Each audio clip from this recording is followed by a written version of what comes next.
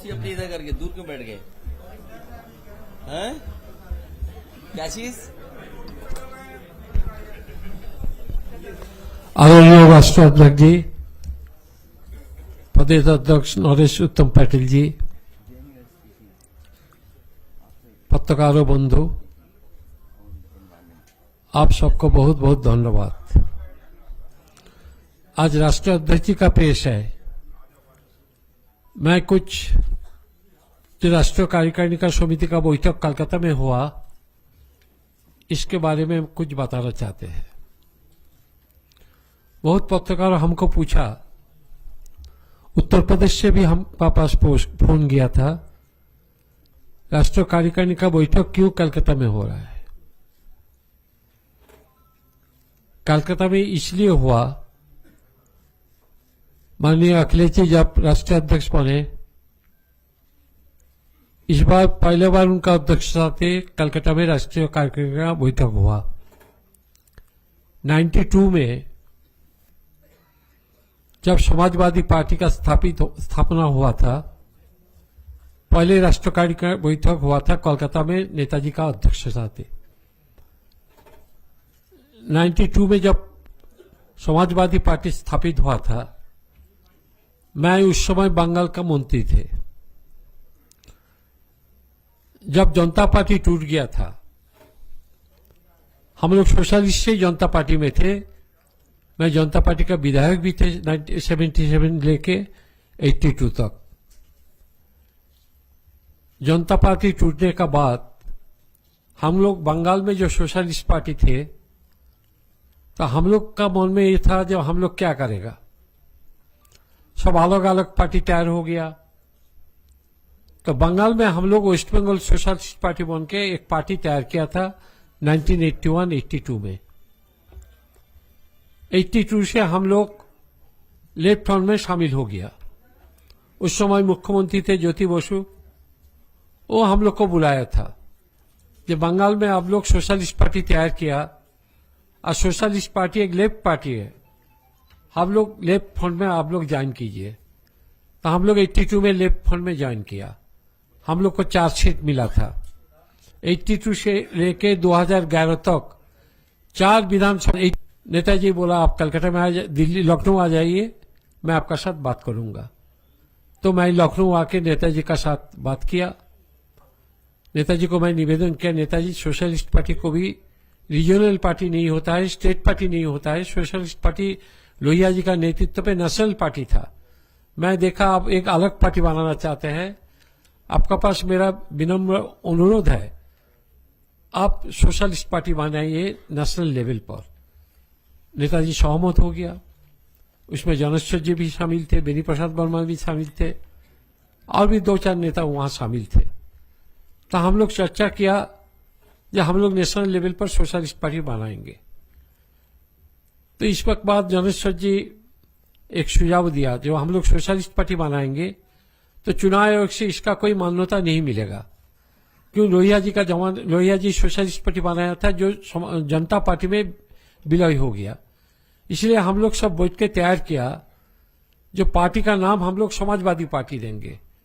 क्यों? Socialist party का बांग्ला भी समाजवादी है, उर्दू भी समाजवादी है, हिंदी भी समाजवादी है। पार्टी का नाम हम लोग रखे समाजवादी पार्टी। वहीं से ही हम लोग का सिद्धांत हुआ, पार्टी का नाम समाजवादी रहेगा। तब समाजवादी पार्टी जब तैयार हुआ था, तब उत्तर प्रदेश में नेताजी का पास 26 विधायक केवल थे। तो नेताजी हमको बोला, कोलकाता में पहले राष्ट्रीय कार्यकारिणी का मीटिंग मैं कोलकाता में करना चाहते हैं। मैं बोला, नेताजी आपको सादर आमंत्रण। कलकत्ता से ही हम लोग राष्ट्रीय कार्यकारिणी का मीटिंग शुरुआत किया। और कलकत्ता में जब राष्ट्रीय कार्यकारिणी का मीटिंग हुआ, जो मैसेज सारा देश में गया, उत्तर प्रदेश में गया, इसका 3 महीना बाद उत्तर प्रदेश का चुनाव था, जहां हम लोग का 26 केवल विधायक थे। 3 महीना का बाद जो उत्तर प्रदेश में चुनाव हुआ, नेताजी मुख्यमंत्री बन गया। समाजवादी पार्टी भी सत्ता में आ गया, भाजपा का साथ गठबंधन लेके। इसके बाद फिर राष्ट्रीय कार्यकारिणी का मीटिंग कलकत्ता में हुआ। कलकत्ता में राष्ट्रीय कार्यकारिणी का मीटिंग के बाद नेताजी डिफेंस मिनिस्टर बन गया।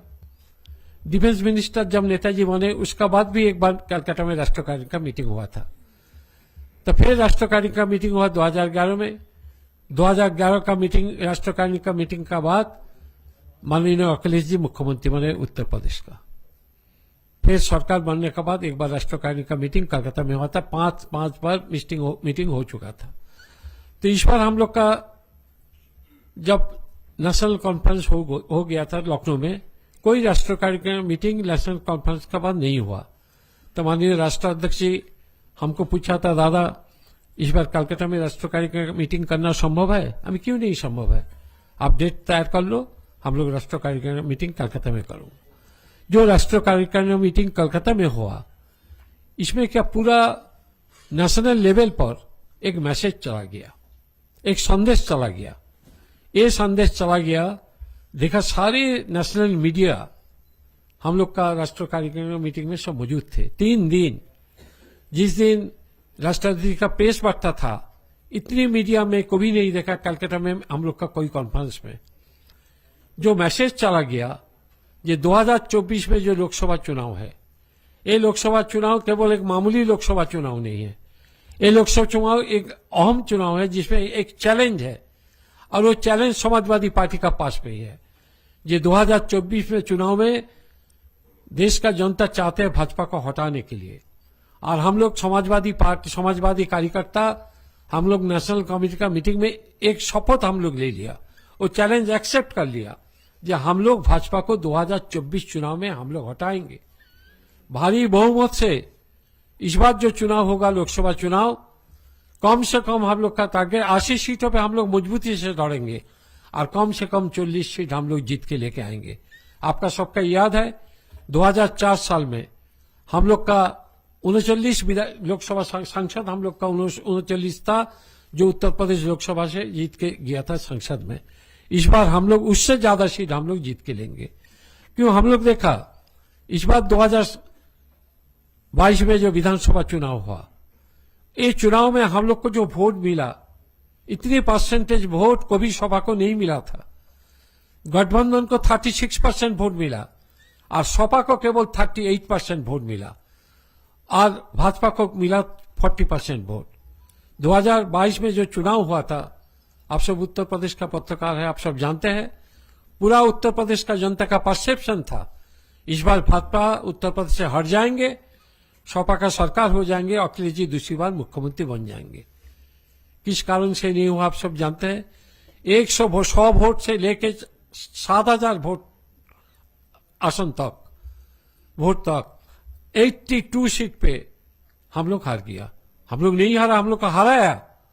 जहां 100 वोट से प्रत्याशी हारा 7,000 वोट तक, वहां हम लोग को जबरदस्ती से हराया, और एक विधानसभा से कम 10,000 वोटर का नाम बातिल कर दिया वोटर लिस्ट से। जहां मुस्लिम बहुल क्षेत्र है, जहां यादव बहुल क्षेत्र है, वो वोटर हम लोग का वोटर लिस्ट में होता, तो हम लोग 250 सीट से कम जीत के हम लोग यहां सरकार बनाते हैं। तो इसमें हम लोग ये सिद्धांत तो लिया, जब हर बूथ पे हम लोग मजबूती से संगठन बनाएंगे। राष्ट्रीय अध्यक्ष जी 1 तारीख हम लोग को निर्दिष्ट कर दिया, जो जून महीना का अंदर उत्तर प्रदेश में 80 लोकसभा सीटों पर हम लोग को मजबूत बूथ तैयार हो जाएगा। तो इस बार हम लोग का विश्वास है भाजपा को हम लोग हराएंगे। क्यों? हम लोग बोलते हैं संविधान खतरे में। संविधान मीनिंग क्या है? संविधान तो एक शब्द है। संविधान में 3 मुद्दा है, एक सेक्युलरिज्म, एक सोशलिज्म, एक डेमोक्रेसी। सोशलिज्म, सेक्युलरिज्म को खत्म कर दिया, और सोशलिज्म तो खत्म हो चुका। क्यों? उत्तर प्रदेश का मुख्यमंत्री योगी खुद ही बोला, अरे सोशलिज्म क्या होता है, सोशलिज्म का मीनिंग क्या है? जो संविधान का हाथ पे लेके शपथ लेता है, जो संविधान में प्रियम्बल में सोशलिज्म शब्द है, बोला सोशलिज्म क्या होता है। तो सेक्युलरिज्म सोशलिज्म को हटाया, केवल बांचा डेमोक्रेसी। क्यों? अभी भी चुनाव होता है, वो चाहते हैं डेमोक्रेसी को खत्म करने के लिए। 2024 इसलिए हम लोग का पास एक चैलेंज है, जो लोकतंत्र को बचाने के लिए, संविधान को बचाने के लिए, सेक्युलरिज्म को बचाने के लिए, सोशलिज्म को बचाने के लिए, समाजवाद तैयार करने के लिए ये भाजपा को हटाना जरूरी है। आज देश का आर्थिक व्यवस्था इतनी खतरा में है, आप सब जानकारी है 65.5 लाख करोड़ आज एनपीए बन गया। एनपीए क्या चीज है हम लोग पहले नहीं जानते थे, इतना साल हम लोग राजनीति में है। एनपीए किसको बोलते हैं? इस बार पार्लियामेंट में जाके पता चला एनपीए ऐसा है जो बैंक में बैड डेट होता है उनको नहीं बोलता है बैड डेट, जनता को गुमराह करके बोलते हैं NPA non performance asset, means इसका बैंक में बैड डेट है। तो आज इतना करोड़ों रुपया बैंक में बैड डेट हो गया, कहां जाने क्या परिस्थिति पैदा होगा। जिसका रुपया बैंक में है, पार्लियामेंट में एक कानून पास किया जो मैक्सिमम 5 लाख रुपया आपका इंश्योरेंस बैंक में रहेगा। आपका जितना रुपया हो आपका 5 लाख रुपया मिलेगा, एक साथ में नहीं मिलेगा, बाय इंस्टॉलमेंट आपको ही मिलेगा। क्यों? बैंक में इतना रुपया बैड डेट हो चुका। इसलिए चुनाव इतना अहम चुनाव है। एक लोकतंत्र का हटा, जो लोकतंत्र का सबसे विरोध है भाजपा, जो अब तानाशाही बन गया। राहुल गांधी का क्या हुआ जानते हैं? राष्ट्रीय अध्यक्ष जी सब बताएंगे। इसलिए हम लोग एक शपथ ले लिया, एक चैलेंज हम लोग एक्सेप्ट किया 2024 चुनाव में जो राज्यों में जो पार्टी मजबूत है वो पार्टी को हम लोग सहायता देंगे। ममता जी का साथ एक साथ में मिलकर हम लोग लड़ेंगे। क्योंकि 2021 चुनाव में ममता जी दिखा दिया कैसा भाजपा को रोध करना, भाजपा को हटाना, ये हम लोग देख लिया। इसलिए कलकत्ता में हम लोग जो राष्ट्रीय कार्यकारिणी मीटिंग हम लोग किया, राष्ट्रीय अध्यक्ष जी ममता जी के साथ जो मिले, एक वार्ता हम लोग देना चाहते हैं कि हम लोग मजबूती से उत्तर प्रदेश में चुनाव हम लोग लड़ेंगे। उत्तर प्रदेश से भाजपा को हम लोग हटाएंगे। लोकसभा चुनाव के माध्यम से दिल्ली में भाजपा का सरकार नहीं बनेंगे। राष्ट्रीय अध्यक्ष जी आपको बताएंगे। मैं अभिषेक हाँ बोल दो। माननीय राष्ट्रीय अध्यक्ष जी, सम्मानित मंच, आज देश में, प्रदेश में आप देखेंगे एनवायरमेंट पे और वाइल्ड लाइफ पे अलग अलग मुद्दे उठ रहे हैं। बेजुबान लोगों को बचाने वालों को प्रताड़ित किया जा रहा है। तो मैं याद दिलाना चाहूंगा कि किस तरीके से एनवायरमेंट के हमारे जो कमिटमेंट्स हैं, एक बहुत भारी संख्या में पेड़ों के लगाने की संख्या, लाखों सैकड़ों करोड़ पेड़ उत्तर प्रदेश में लगाए जाने की बात कही गई, जिसके लिए न तो कभी कोई पैसा दिया गया, न कोई बजट दिया गया, न कोई रिसोर्स एलोकेशन किया गया, और क्लेम कर दिया गया कि लाखों करोड़ों बजट पेड़ लगाए गए हैं। आप याद करेंगे, अगर इसी के मुकाबले समाजवादी सरकार में जब हमारे राष्ट्रीय अध्यक्ष जी माननीय उत्तर प्रदेश के मुख्यमंत्री थे, तब हम लोगों ने एनवायरमेंट पे बहुत ही कंसोलिडेटेड लेवल पे काम किया था। पेड़ों के लगाने पे, उस पे बजट दे करके, उसकी मॉनिटरिंग करके, आप सभी लोग उसमें आमंत्रित थे। मुझे याद है जिस दिन Guinness book of world record बन रहा था, माननीय मुख्यमंत्री जी स्वयं उपस्थित थे, उसमें आप सबके लिए खुला हुआ था वो दरवाजा कि आप आके देखें कहां कितने पेड़ लग रहे हैं। एक एक पेड़ जियो टैग्ड था। आज भी आप उसको मॉनिटर कर सकते। उत्तर प्रदेश के हर जिले में लगाए गए थे पेड़, लेकिन आज किसी को यह नहीं पता लगता कहां लगे। जिस तरीके से सड़कों का बजट गायब हो गया जो गड्ढे वाले मुक्त करने का था, उसी तरह पेड़ गायब हो गए हैं। पक्षियों को जो लोग बचा रहे हैं उनको प्रताड़ित किया जा रहा है। आप याद करिए, उत्तर प्रदेश में एक ऐतिहासिक काम किया था जब आपकी सरकार थी, आप माननीय मुख्यमंत्री थे, कि यूके का बर्ड फेयर, जो कि दुनिया का सबसे प्रेस्टिजियस बर्ड फेयर है, दुनिया में उससे बड़ा बर्ड फेयर नहीं होता। सारे ऑर्निथोलॉजिस्ट्स पूरी दुनिया के हर हिस्से से वहां इकट्ठे होते हैं। उसके चेयरमैन थे टिम एपल्टन। हम लोगों ने उनको अप्रोच किया और उत्तर प्रदेश ने यूके का बर्ड फेयर स्पॉन्सर किया था, क्योंकि हम सीखना चाहते थे, उनसे मदद चाहते थे।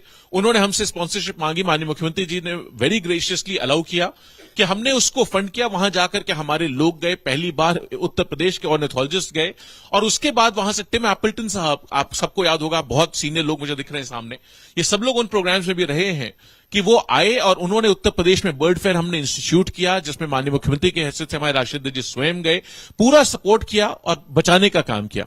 इसी तरह आपको याद होगा स्पैरो दिवस हमने मनाने का काम किया था, जहां स्पैरोज को एक एक स्कूल में जाकर के लोगों को, बच्चों को जोड़ने का काम किया था और उसको बढ़ाने का काम किया था। तो आज ये सरकार उन सबको दबाने की बात कर रही है। बाकी माननीय राष्ट्रीय अध्यक्ष जी अपनी बात रखेंगे। सर, मैं सबसे पहले प्रेस के अपने सभी साथियों का बहुत धन्यवाद देता हूं,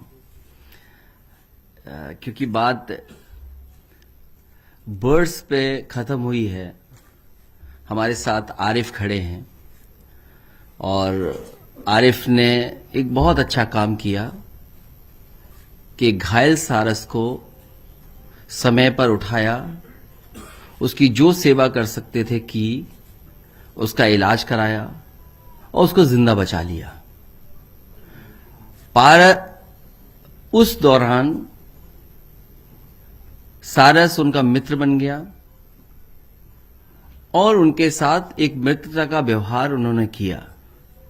ये बात जब मैंने सोशल मीडिया पर देखी, अखबारों में पढ़ा और मेरी पार्टी के संगठन के लोगों ने जब बात रखी, तो मेरी इच्छा हुई कि जाकर के मैं आरिफ और सारस से मिलूं जाकर के।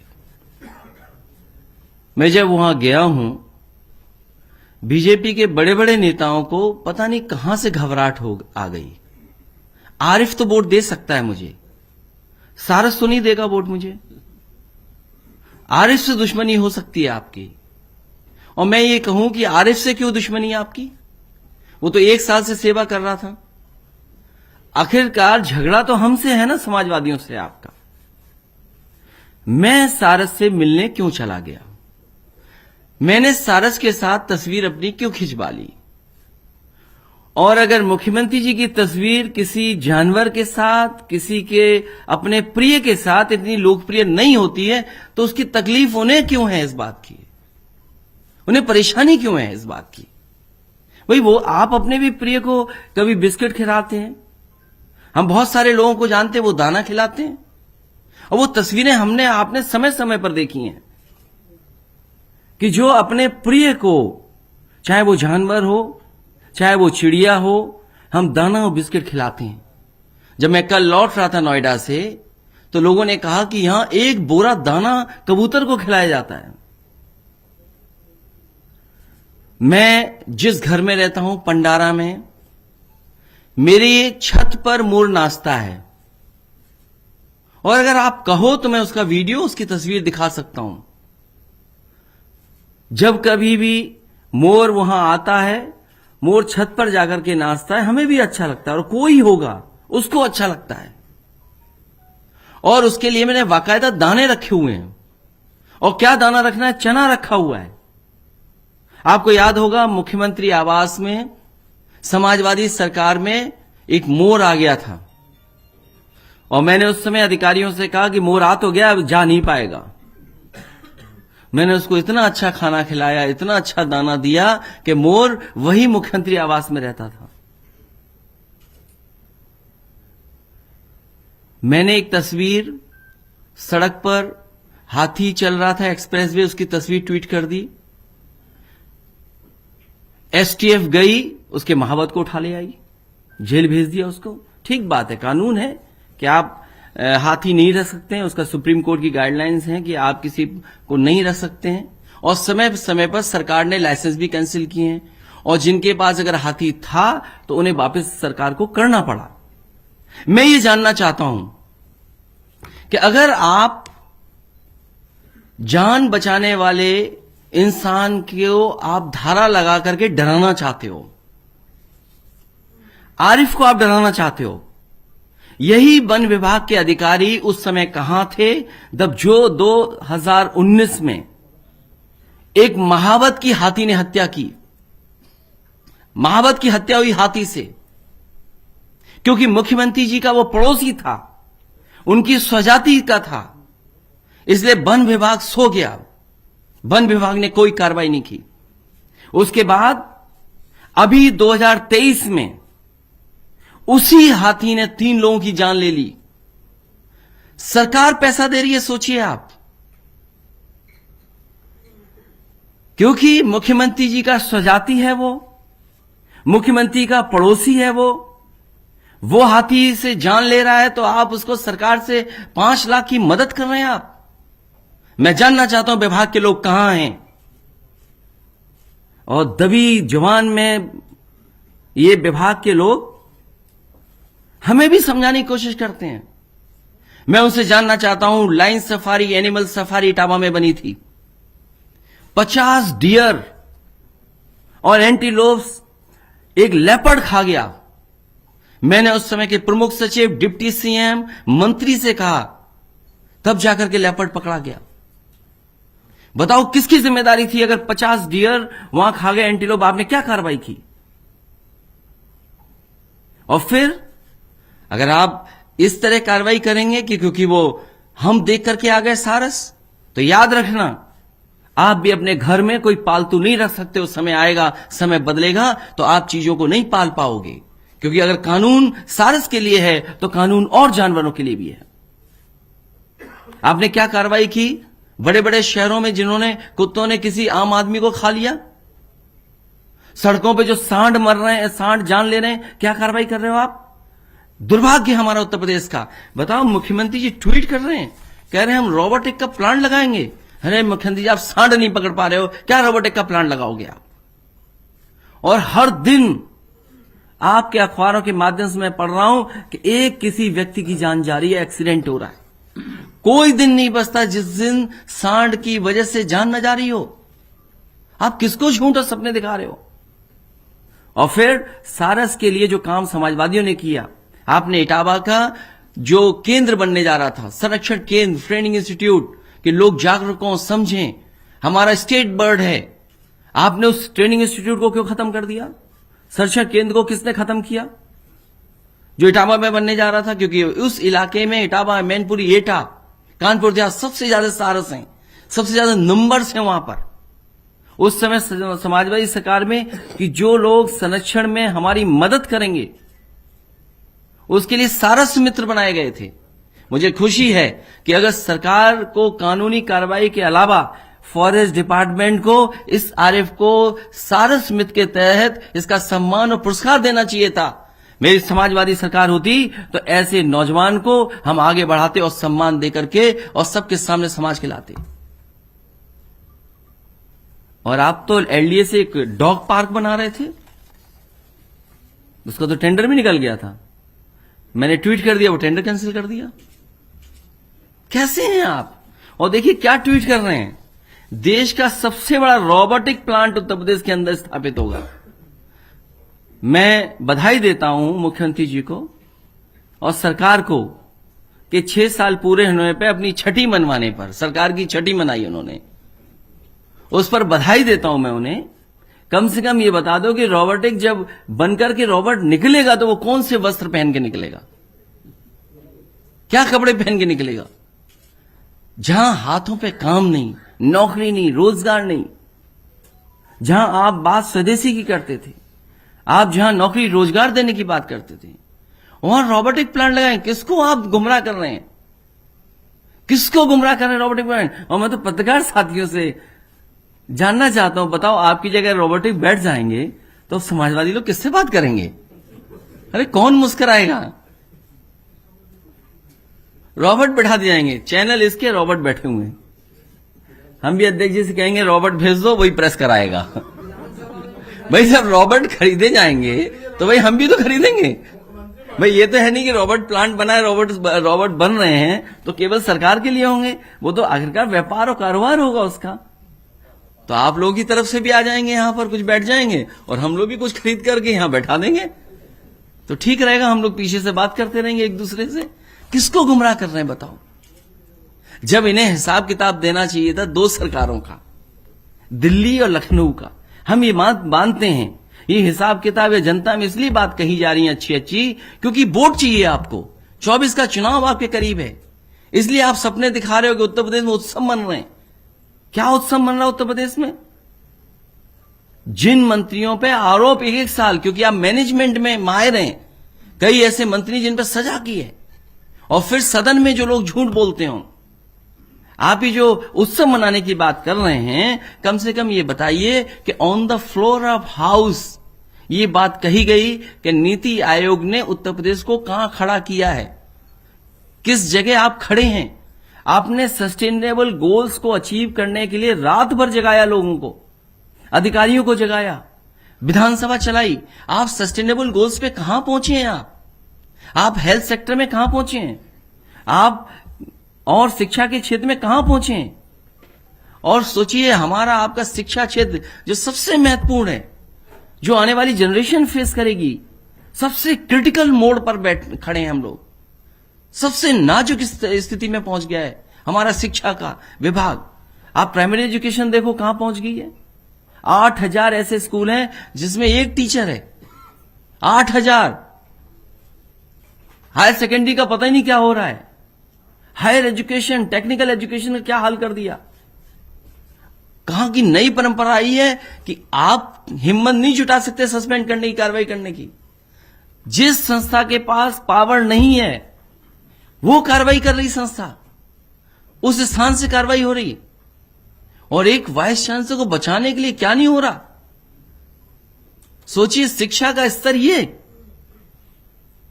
और ये तस्वीरें मीठी मीठी आती हैं, ये तस्वीरें समझौते की तस्वीरें हैं कि आज हम उनसे मिलने जा रहे हैं, वो हमसे मिलने आ रहे हैं। और फिर 75 जनपदों में एक एक मेडिकल कॉलेज जरूर होगा। अरे किसने मना किया? गोरखपुर का जो मेडिकल कॉलेज के अंदर बच्चों के लिए सुपर स्पेशलिटी हॉस्पिटल बन रहा था, वो 14 स्टोरी बिल्डिंग थी, इन्होंने काट के 10 स्टोरी कर दी। जो मुख्यमंत्री अपने ही क्षेत्र का विकास रोकते हों। 14 स्टोरी बिल्डिंग बननी थी सुपर स्पेशलिटी बच्चों के अस्पताल की, चलना न चलना वो दूर, 14 फ्लोर की थी, 10 फ्लोर की पहुंचा दी। सैफई का अगर ऊंचा अस्पताल बन रहा था, नीचे कर दिया, हमें कोई दिक्कत नहीं है। ये नई तरह की चीज हो रही है कि बिल्डिंग अगर बड़ी है इसको काट दो, छोटी कर दो, और तभी तो बजट नहीं खर्च हो रहा। आपका स्वास्थ्य विभाग का क्या बजट खर्च किया आपने? आप स्वास्थ्य विभाग का बजट नहीं खर्च कर पा रहे। और जो मेडिकल कॉलेज हैं, क्या उनमें professor, assistant professor, associate professor की पूरी है संख्या? जो स्टाफ आपको जरूरी है वो है क्या? मुझे याद है मैंने on the floor of house का जो वित्त मंत्री थे उनके मेडिकल कॉलेज की मैंने स्थिति बताई कि जो मेडिकल कॉलेज आपका शाहजहांपुर में है, जिसका सबसे पहले शिलान्यास समाजवादी सरकार में और उस समय के जो स्वास्थ्य मंत्री थे वो नड्डा जी थे, हम लोगों ने उसका शिलान्यास किया था। पहला मेडिकल कॉलेज जो सेंट्रल स्टेट के दोनों के साथ मिलकर बनना था। आज आप उसकी स्थिति देख लीजिए, आप देख लीजिए, इमरजेंसी में ले जाइए यहां पर किसी मरीज को, अगर न रेफर कर दिया जाए मरीज तो बताइए, ऑपरेशंस नहीं है, दवाई नहीं है, मशीन्स ऑब्सोलीट हो गई। आपने बताओ 5 साल में जो हमारी प्रेस्टिजियस इंस्टीट्यूशंस हैं, पीजीआई है, लोहिया इंस्टीट्यूट है, केजीएमयू है, आपने बताइए कितनी मशीनें खरीदी होंगी। आप गरीब को इलाज देना ही नहीं चाहते हैं, और क्या सपना दिखा रहे हैं कि सब में मेडिकल कॉलेज बन जाएगा। एक चीज जरूर कहते हैं ये मुख्यमंत्री कि हमने रिकॉर्ड पेमेंट किया है, रिकॉर्ड पेमेंट गन्ने का हुआ है, लेकिन यह सरकार नहीं बताती कि अभी भी किसानों का गन्ने का पैसा बकाया है। और हम में से आप में बहुत सारे लोग बैठेंगे, अगर डेटा देखेंगे तो आपको पता लगेगा कि कितने चीनी मिल अभी भी बकाया नहीं दे रही हैं।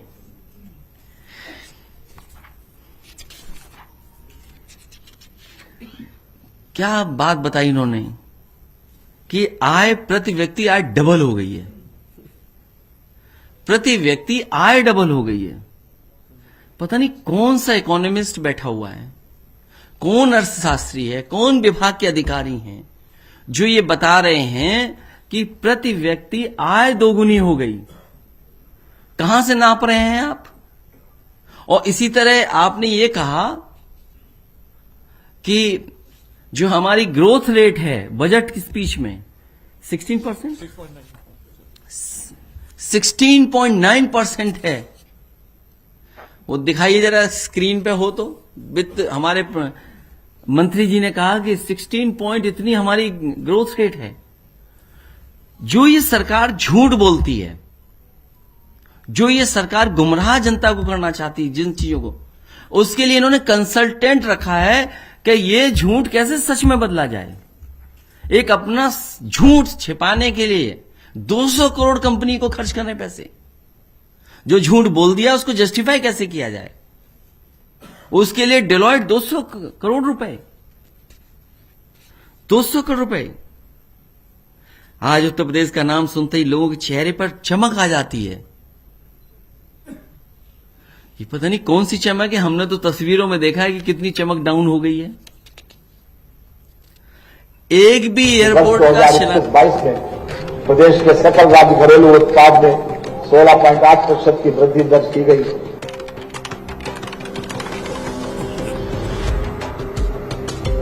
अब बताइए, अगर ये बात गलत हो तो बता दो आप। जो सरकार के वित्त मंत्री ये कहें कि 16% हमारी ग्रोथ रेट है और $1 ट्रिलियन इकोनॉमी के लिए आपको 34% चाहिए, तो आप बताइए कैपिटल इन्वेस्टमेंट कितना आया है? जो कर रही है सरकार बजट से क्या खर्च, क्योंकि जब आप विभागों का खर्च ही नहीं कर रहे हैं पैसा, तो कैपिटल इन्वेस्टमेंट कहां बढ़ रहा है और इन्वेस्टमेंट आया नहीं। कम से कम अपनी छठी जो सरकार की मना रहे थे उसमें ये तो बताते कि इस जगह ये आया है, कि इस जिले में ये कारखाना लग गया, इस जिले में ये उद्योग लग गया, ये इन्वेस्टमेंट आ चुका है, ये जमीन पर दिखाई दे रहा है। तो अब झूठ बोलने के लिए क्या है, आप बोलिए जो चाहिए सो बोलिए। 5 इंटरनेशनल एयरपोर्ट, एक इंटरनेशनल एयरपोर्ट नहीं बनाया खुद ने, खुद एक नहीं बनाया। अगर एक खुद बनाया हो तो बता दो हमें। हवाई पट्टी बढ़ा दी, हवाई जहाज उतर गया। जैसे हम किसी के पास चले जाएं उस पर अन्याय हो जाता है, उसी तरीके से जहां हम उतरना चाहें हवाई पट्टी पर, बोले मेंटेनेंस पे है। मैं आजमगढ़ में कई बार पूछता था कि मैं उतरना चाहता हूं, कब हमें मौका देंगे, बोले अभी मेंटेनेंस में है। हमने कितने वर्ष चलेगा, बोला 6 महीने चलेगा।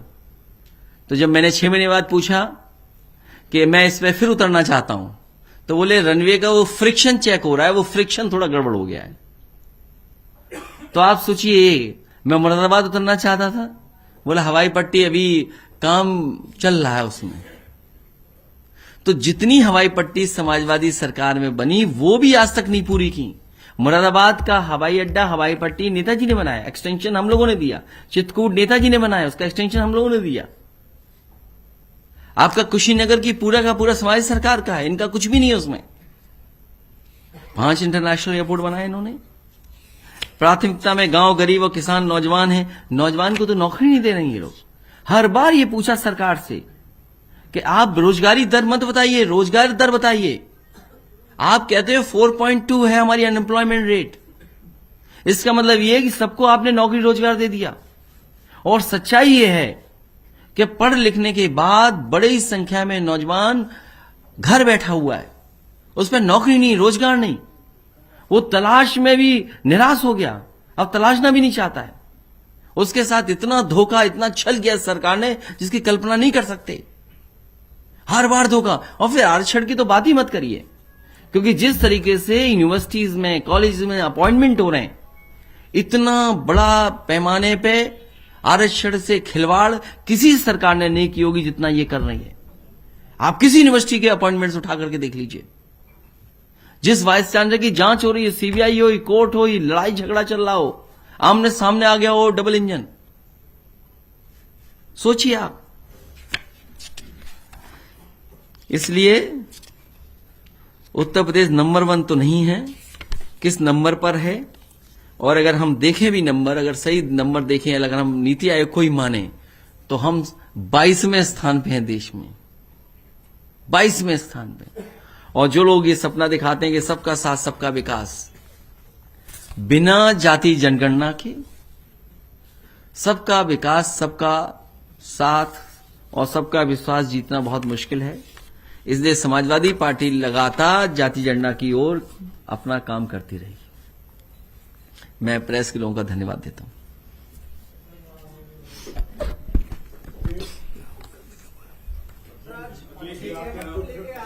गुजरात से गाड़ी पलटने का रिकॉर्ड रहा यूपी में। अभी आपने बताया कि सरकार झूठ बोलती लगातार, एम्प्लॉयमेंट का कोई व्यवस्था नहीं है। तो झूठ को आप लड़ेंगे कैसे कि तो उनके पास अखबार, उनके पास पैसा है, आपके पास पता नहीं क्या अखबार, आपको अखबार निकालते भी नहीं है। और इससे हम लड़ेंगे कैसे? नंबर 1, मैं एक साथ उनका जो मीडिया मैनेजमेंट है या और सारा, हाँ, और चूंकि आप स्वयं सत्ता में रहे तो आपको मालूम है सरकार करोड़ों रुपए इस बात पर खर्च करती है कि सूखे चेहरे को कैसे चमकाया जाए। वो काम कोई भी सरकार करेगी। उसके अलावा जो अपरेंट स्थिति हो गई है, जिस पर मुख्य समस्या है कि एक जो मैंने आपको बताया कि अनएम्प्लॉयमेंट नहीं है, उसका वो है। और अब जो एक परसेप्शन की लड़ाई हो रही है कि आप अगर कोई बात कह देंगे हम आपको कोर्ट से सजा दिला देंगे तो आपकी सदस्यता चली जाएगी, तो आपको क्या फायदा होगा? अभी नंदा जी कहे तब 39 सीटें जीत लेंगे, वो 39 सदस्यता रद्द कर देंगे। ये कौन सा मुद्दा आपके लिए ज्यादा इम्पोर्टेंट है और क्या आप डेमोक्रेसी से इसको बचाना सबसे ज्यादा महत्वपूर्ण समझते हैं या इन मुद्दों पर ज्यादा? मैं धन्यवाद देता हूं क्योंकि बहुत महत्वपूर्ण सवाल खड़ा किया है। सबसे बड़ा सवाल तो यही है कि लोकतंत्र बचेगा कि नहीं बचेगा। और बीजेपी दल नहीं है, न जाने कैसा संगठन है। उस संगठन से लड़ने के लिए सबसे मुश्किल बात जो है, एक बार मैंने दिल्ली में एक बड़े चैनल के सामने कहा कि सवाल यह नहीं है कि कम्युनल कौन है। हमारे देश का अगर पढ़ा लिखा और जागरूक लोग अगर वो कम्युनल हो जाएं, वो झूठ को झूठ मानने लगें, झूठ को सच मानने लगें, इससे बड़ा खतरा समाज को और लोकतंत्र को कोई नहीं हो सकता। हम उस स्थिति पे पहुंच गए हैं। सरकार कुछ भी करे, लेकिन जो परसेप्शन, जो पॉलिटिकल क्रेडिबिलिटी की बात आए या क्रेडिबिलिटी जिसकी भी खतरे में आएगी। मुझे याद है जैसे ही मैं सुबह निकला और मुझसे प्रेस के लोग सवाल पूछने लगे, उन्होंने कहा कि इस सरकार का 1 साल पूरा हुआ है। मैंने कहा 1 साल नहीं, 6 साल पूरे हुए हैं। और देखिए क्या हुआ, मैं जहां गया मैंने 1 साल का जवाब नहीं दिया, मैंने 6 साल की बात की। तो सरकार को छठी मनानी पड़ी, नहीं मनानी, सरकार को स्वीकार करना पड़ा कि हां ये 6 साल पूरे सरकार के हो गए हैं। वरना हमारे पत्रकार साथी तो 1 साल का सवाल जवाब पूछ रहे थे। इसलिए हम आपको धन्यवाद देते हैं हमें याद दिलाने के लिए कि लड़ाई किस दिशा में लड़नी है। हम लोग गांव जाएंगे, 5 जून तक हमने तय किया है, क्योंकि वो पर्यावरण दिवस है। उस दिन तक हमने तय किया कि समाजवादी पार्टी का हर बूथ पर हमारा संगठन हो, हमारे कार्यकर्ता हो, तभी भारतीय जनता पार्टी का मुकाबला कर पाएंगे। कांग्रेस सड़कों पर है पूरी तरह से और सत्याग्रह मना रही है। मैं बधाई देना चाहता हूं, सत्याग्रह और रफ्तार से मनाएं। एक सवाल सुनिए, आपके पुराने मित्र राहुल गांधी के साथ बहुत कुछ घटित हो रहा है, आपके पास इसके लिए सहानुभूति के अलावा कुछ और है क्या? ये जो हुआ है राहुल गांधी जी के साथ इसी उत्तर प्रदेश में, सबसे पहले आदरणीय आजम खान साहब के साथ हुआ, उनके बेटे के साथ हुआ। और जो शुरुआती दौर में जो केस जिन्होंने किए थे वो कांग्रेस के भी लोग थे। अगर आपको याद हो तो लगातार उत्तर प्रदेश में समाजवादी पार्टी लड़ रही है। जो कानूनी लड़ाई लड़ सकते हैं वो लड़ सकते हैं। आप कोर्ट में क्या लड़ सकते हैं, आप बताइए मुझे। अगर कोई कोर्ट का सहारा लेगा, कोर्ट के खिलाफ कौन बोल लेगा? हमें अंतोगतवा यही रहता है कि हमें कोर्ट हमें न्याय देगा। आप देखिए दीपक यादव पूर्व विधायक, उसका कोई लेना देना नहीं था घटना से, लेकिन उठा करके उसको फंसा दिया। रमाकांत यादव आजमगढ़ के कितने साल पुराना केस, आकर के आपने उन्हें फंसा दिया, उलझा दिया। यही इरफान, आप 2 चीजें देखिए, रामपुर के केस में और कानपुर के केस में 2 अधिकारी दूसरे प्रदेश से लाए गए और उन्हें टारगेट दिया गया कि इन दोनों की आपको सजता लेनी, इन दोनों को आपको परेशान करना है। और देखिए किस स्थिति में पहुंच गई चीजें। इरफान सोलंकी, उसने खुलेआम कहा कि मेरी विधायकी लेने के लिए एक अधिकारी को लगाया गया है। तो यह सरकार इस तरह काम कर रही है। सरकार अगर आरिफ का सारस उठा सकती है और पूरी सरकार लगी हुई है सारस को घुमाने में, इसने तो जान बचाई थी। आप हमें बताओ कि जान बचाने वाला बड़ा है कि जान लेने वाला? आप सारस को कैद कर दे रहे। तो जो सवाल आपकी सहानुभूति का नहीं, सहानुभूति का सवाल नहीं है। सवाल यह कि देश का लोकतंत्र, संविधान बचेगा कि नहीं बचेगा। हम सहानुभूति नहीं दे सकते किसी दल को, लेकिन हम ये कह सकते हैं कि जो प्रदेश में जो दल हैं जो मजबूती से भारतीय जनता पार्टी से मुकाबला कर रहे हैं, उन दल का सहयोग और मदद उन राष्ट्रीय दलों को करना चाहिए। और राष्ट्रीय दलों को यह भूल जाना चाहिए कि क्षेत्रीय दल उनका कोई नुकसान कर रहे हैं। अगर कभी भी क्षेत्रीय दलों का नुकसान हुआ है तो आप में से बहुत सारे वरिष्ठ और सीनियर जर्नलिस्ट हैं, दिल्ली की सरकारों ने हमेशा क्षेत्रीय दलों का नुकसान किया है। आज सीबीआई, ईडी, इनकम टैक्स क्षेत्रीय दलों के ऊपर है। सबसे ज्यादा क्षेत्रीय दलों को इन चीजों का सामना करना पड़ा है। चाहे नेताजी हो, लालू प्रसाद यादव जी हो, चाहे जलता रही हो, चाहे आज स्टालिन हो, चाहे केसीआर साहब हो, चाहे आपकी दिल्ली की आप पार्टी हो, आखिरकार किसको सामना करना पड़ रहा है? इसलिए राष्ट्रीय पार्टियों का खतरा रीजनल पार्टीज नहीं है। रीजनल पार्टीज राष्ट्रीय पार्टी का मुकाबला करेगी, ये स्थिति आ गई है। आपने आखिरी लाइन से कही कि सामना करेंगी जो क्षेत्रीय पार्टी है, राष्ट्रीय पार्टियों का। पिछले दौर में भी ये गठबंधन बनाना काम हमारा नहीं है, गठबंधन के साथ सहयोग करना काम हमारा है। 2024 के समय एक ही मुद्दा बढ़ जाएगा, इन दो मुद्दे, वो आप कैसे? देखिए ये बहुत पुराना मुद्दा है और भारतीय जनता पार्टी अंग्रेजों से सीखे डिवाइड एंड रूल, क्या बांटो और राज करो। और केवल हिंदू मुसलमान में नहीं बांटना है, हिंदुओं को कैसे बांटे, हिंदुओं में कैसे नफरत फैलाएं। आप देखिए भगवान की क्या कृपा हुई, हम और आप यही तो मानते हैं कि कभी कभी जवान पे सरस्वती आ जाती है। अरे हमारे मुख्यमंत्री जी की जवान पे क्या सरस्वती आई, 46 में 56 यादव एसडीएम हो गए। ये हमारी भगवान ने मदद की है, वो ऐसी मदद की है कि मुख्यमंत्री जी ने on the floor of house कहा है। और उसके बाद जब मैंने पूछा कि क्या आप list on the floor of house देंगे, टेबल करेंगे, तो उन्होंने कहा और स्पीकर ने कहा कि हाँ हम टेबल करेंगे।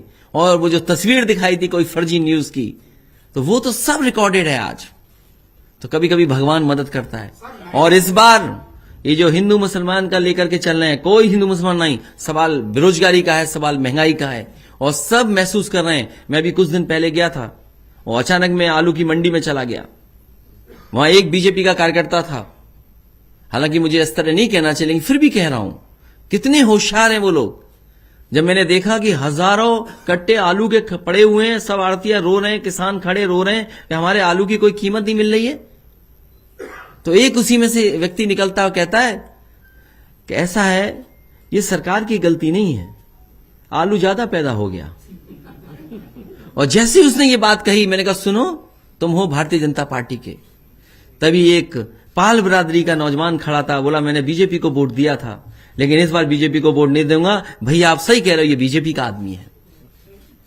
तो सोचिए, नहीं आलू से पहचाना नहीं, देखिए क्या चमत्कारी है। अरे आलू अपना सरकार क्या करे आलू, अरे भाई आपने बजट में 1000 करोड़ रुपए क्यों रखा, और आपने अपने घोषणा पत्र में क्यों लिखा। और उसी समय मैंने उनके सामने कहा कि हटा दो मुख्यमंत्री जी को और हम आलू खरीद के दिखा देंगे आलू कैसे खरीदा जाता है। क्या योजना बना रही, रोबोटिक योजना है। जितनी योजनाएं बता रही लेकिन खर्चे का ब्यौरा नहीं दे रही है। ये सच है जो बात आप पूछ रहे हैं। आप on the floor of house देखिए, इनके मंत्रियों को सुन लीजिए, क्या कहते हैं कि हम गन्ने का इतना पेमेंट कर चुके हैं। अरे भाई अभी भी बकाया है, आप बकाया क्यों नहीं बताते कि बकाया है आपका।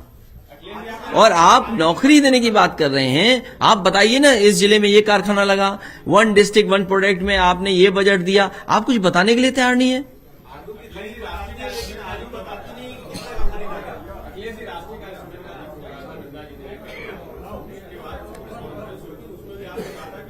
हमारे साथ जो मौजूदा दल है उनके साथ चुनाव लड़ेंगे, क्योंकि नए विचारधारा के लोगों को तलाशना मुश्किल है।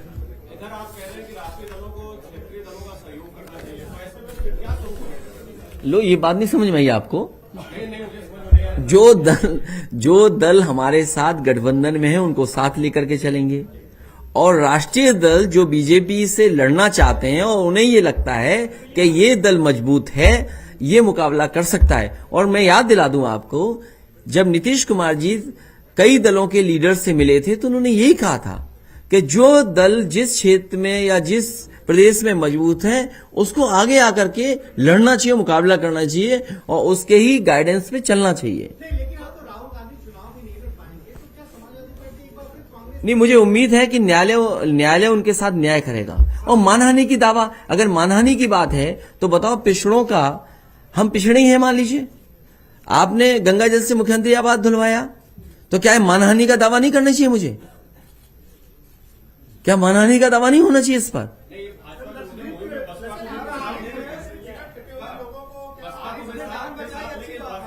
हैं?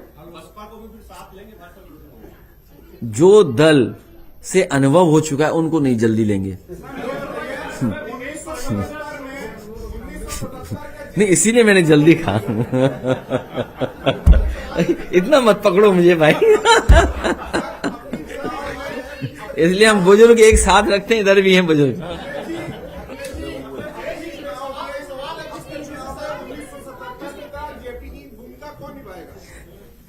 देखिए, अब जेपी होगा कोई नहीं होगा, लेकिन जो आंदोलन और जो संघर्ष, जो रास्ता जेपी ने दिखाया, मैं समझता हूं उस दिशा में जनता मदद करेगी।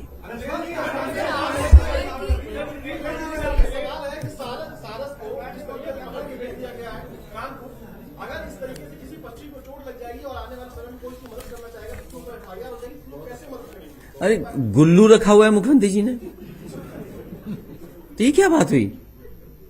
अरे वो हमारी छत पे जो मोर नाचता है वो दिखाओ जरा, कल को हम दाना खिला दें उसको तो हमें भी एफआईआर दर्ज करा देंगे। अरे वो मोर अपने आप आया है हमारे सैफई में घर पे, आज चले जाओ तो 10 मोर दिखाई देंगे। अब सांड नहीं पकड़ रहे हैं लोग, सांड सड़क पे घूम रहे हैं। तो क्या हो गया? रील क्या होता है? मुख्यमंत्री रील नहीं बनाते अपनी। अब देखिए, अब इस पे भी कार्रवाई हो जाएगी। ये कोई बात हुई? अच्छा, आप मेरा पेज देखिए, एक मिनट मेरा पेज देखिए आप। सबसे मैं एयरपोर्ट पे गया वॉक करने, मुझे 10 सारस इकट्ठे दिखाई दे गए।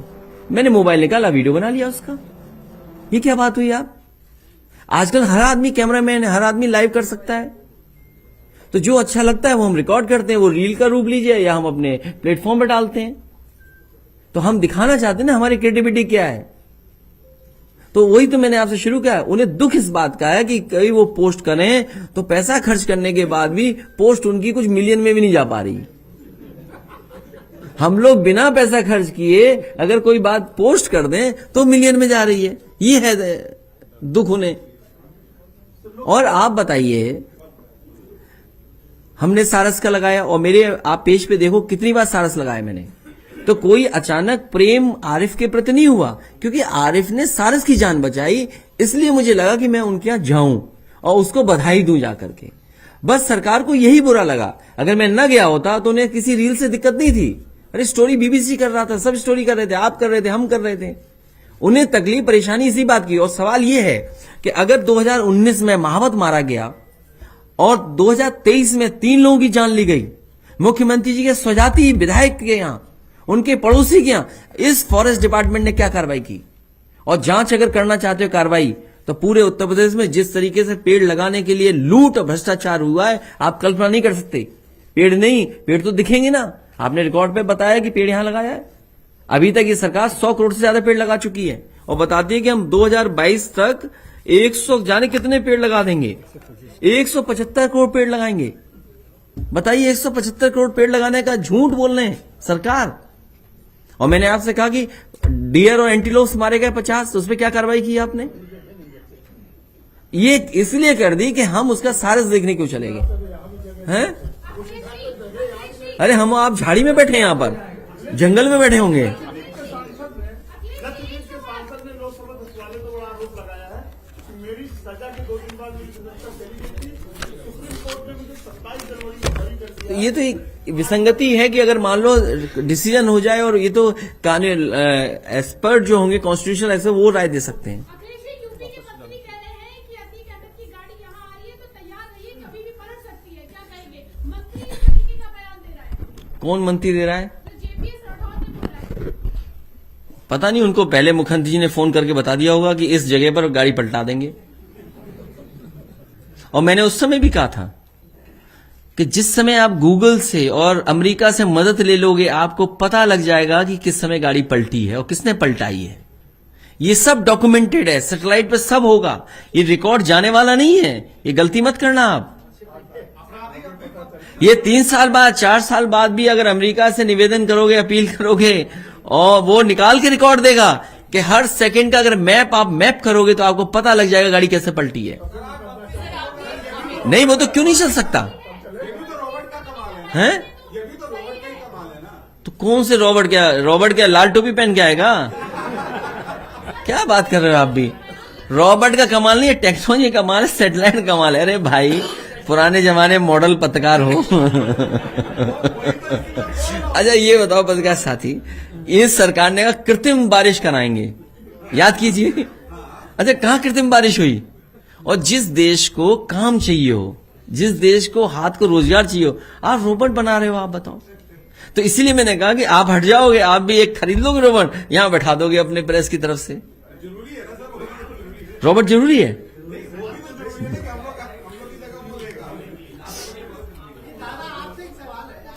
दादा से मत पूछो, हमसे ही पूछो। नहीं, हमसे ही पूछो।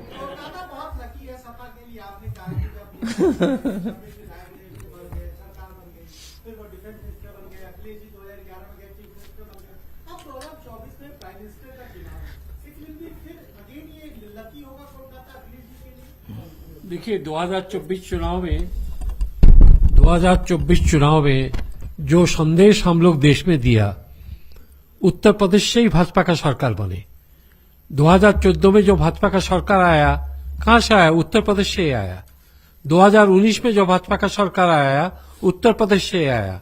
और 2024 यही उत्तर प्रदेश भाजपा को हटाएंगे अखिलेश जी का नेतृत्व में।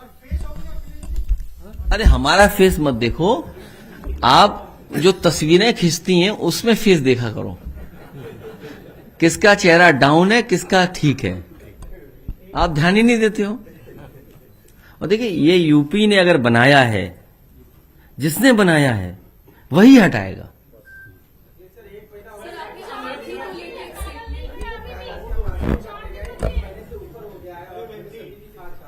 क्या चीज? देखिए, आप आधी अधूरी बात क्यों करते हो? आपको पूरी बात यह करना चाहिए कि एक बार इलेक्शन कमीशन को भी इंतजार करना पड़ा था नॉमिनेशन के पेपर्स को ठीक कराने के लिए। वो कौन सी सरकार थी? याद कीजिए आप। क्या आप कह सकते हैं ये बात? क्या कोई कह सकता है ये बात? एक आध पत्रकार साथी ने तो कहा है, सरकार खुद जानती है। और फिर वहां पर भारतीय जनता पार्टी के, बीजेपी के लोग भी शामिल हैं जमीनों में, उनके विधायक भी शामिल हैं, जमीन का कारोबार करते थे। बीजेपी के लोग उन पे कार्रवाई क्यों नहीं कर रहे हैं? ये भू माफिया, महोत्सव, उत्सव, चेहरे खिल जाते हैं। अरे ये बताओ ना कि उत्तर प्रदेश के 10 टॉप माफिया कौन है? उन 10 टॉप माफियाओं में आप बताइए कौन कौन है, या ये बताइए 50 से ऊपर मुकदमे किन लोगों पर हैं? क्या आप सूची नहीं जारी कर सकते हो? आपने कहा हम सूची जारी कर देंगे। आप बताइए, हाउस में मुख्यमंत्री ने कहा था कि नहीं कहा था? क्यों नहीं जारी कर रहे हैं आखिरकार? तो आप सोचिए कि इन्हें ये सब साजिश है, षड्यंत्र है, और केवल उत्तर प्रदेश का चुनाव चाहिए इन्हें, चुनाव। इसीलिए समाजवादी पार्टी की जिम्मेदारी है कि बूथ स्तर पर जो बुनियादी समस्याएं हैं, आज भी इलाज नहीं मिल रहा, आज भी दवाइयां नहीं है, आज भी पढ़ाई नहीं है, आज भी रोजगार नहीं है। और बताओ उत्तर प्रदेश जनता क्या दे आपको? 2 बार प्रधानमंत्री, 2 बार उत्तर प्रदेश सरकार, कह रहे 1 साल पूरा हुआ, 6 साल हो गए पूरे, 7वां बजट पेश हो गया। अब बताइए कितने बजट खर्च करोगे आप? उत्तर प्रदेश कब सुधरेगा, कब खुशहाल होगा?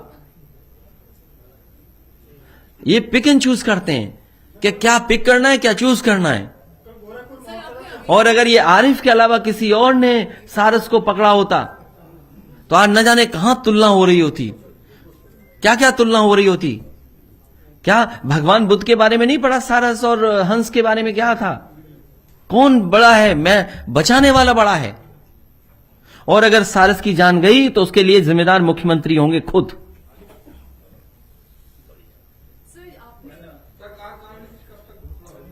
वो हम कर देंगे, आप बस इंतजार करो। 24 का रिजल्ट अच्छा है, आप हमारी मदद करना। या एक मिनट रुक जाओ, एक मिनट।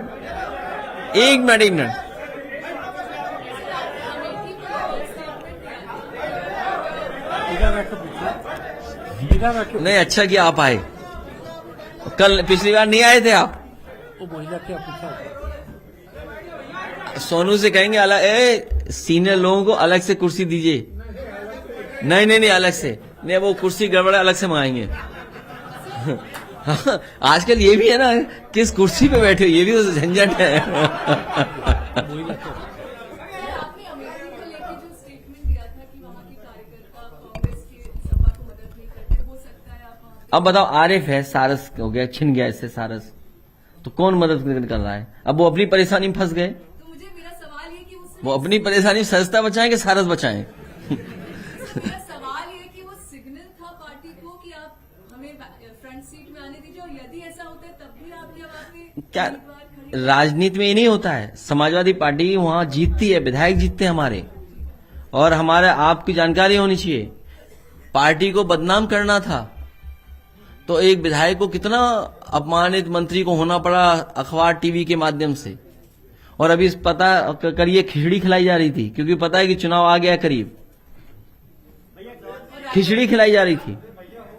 तो ये सवाल ये है कि बीजेपी को हराना हमारा लक्ष्य है। बीजेपी जीत जाए ये नहीं हम चाहते हैं, हम चाहते हैं बीजेपी हारे वहां पर। उस हारे वहां भी बीजेपी हारे तभी तो कोई जीतेगा। क्या हम बीजेपी को जिताने के लिए किसी की मदद कर रहे हैं?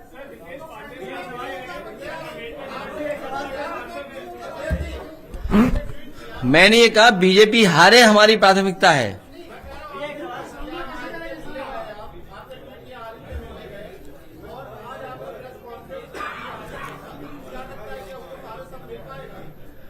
देखिए वो कानून है, मैं ये कहता हूं कानून के हिसाब से कार्रवाई होगी, लेकिन सवाल यह है कि हाथी मार रहा है, आपने क्या कार्रवाई की? इसके ऊपर मुकदमा क्यों लगा रहे? उसने तो जान बचाई है। और ये सोचते हैं कि अकेला है, न जाने कितने पक्षी प्रेमी हैं, अगर ये जेल जाएगा न जाने कितने पक्षी प्रेमी जेल चले जाएंगे और सड़कों पे आंदोलन करेंगे। आप और हम लोग कहा जाता है कि चिड़िया बचाइए, कौन सी वो छोटी वाली गौरैया बताइए आप। अब गौरैया को हम खाना खिलाएं, कोई बात हो जाए हम उसको उठा के ले जाएं, तो पता लगा मुकदमा हम पे ही हो जाएगा। तोता रखते हैं, कबूतर रखते हैं लोग। देखिए ये आप कानून में मत जाइए, कानून में मत जाइए, केवल इसमें जाइए कि हम इससे मिलने चले गए।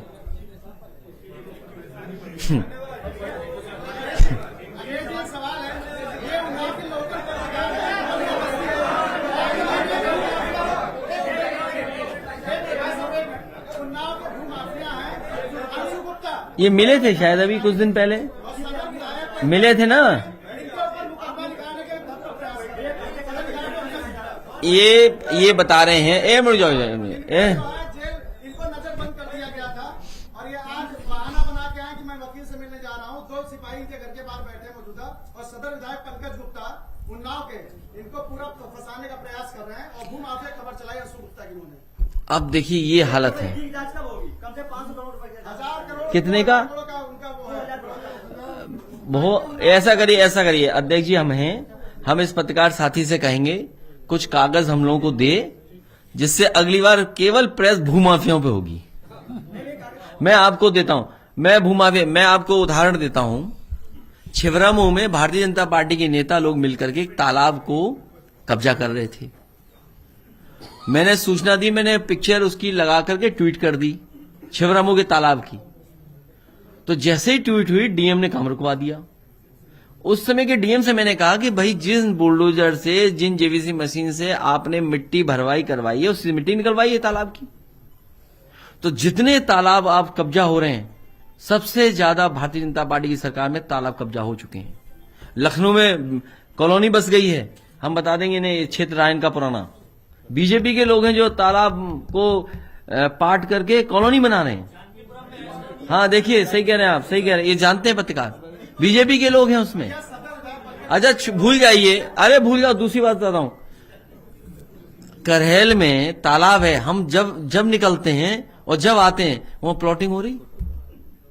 अभी इतने प्लॉट, फिर इतने प्लॉट, इतने प्लॉट, कोई सुनने वाला नहीं है।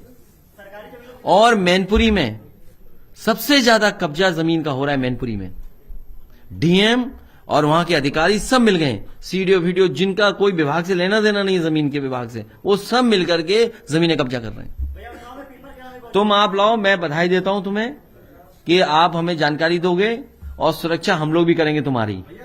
और अगर इस पे कोई घटना घट जाए तो विधायक जिम्मेदार होगा और सरकार जिम्मेदार होगी। अगर इसके सुरक्षा में कहीं चूक हो, मारपीट हो या अपमानित हो, उसके लिए विधायक जिम्मेदार होगा और भारतीय जनता पार्टी की सरकार जिम्मेदार होगी। हम इस अपने साथी से कहेंगे कि पूरे कागज की जानकारी दो, हम भी जिलों से मंगा करके एक दिन केवल भूमाफियाओं पर ही यहां पर प्रेस हो जाए। बहुत धन्यवाद आप लोगों का, धन्यवाद।